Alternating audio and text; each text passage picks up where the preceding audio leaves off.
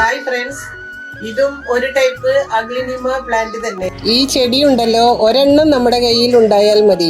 പിന്നെ നമുക്ക് ഇലകൾ ഇങ്ങനെ പറിച്ചെടുത്ത് ചെറിയ ചെറിയ പോട്ടുകളിൽ അത്യാവശ്യം വളവും മണ്ണും മിക്സ് ചെയ്ത്, വളം എന്ന് പറയുമ്പോൾ നമ്മുടെ കൗഡങ് അതായത് ചാണകം ഇതൊക്കെ മിക്സ് ചെയ്ത് നമുക്ക് അത്യാവശ്യം നട്ടുപിടിപ്പിക്കാവുന്നതാണ്.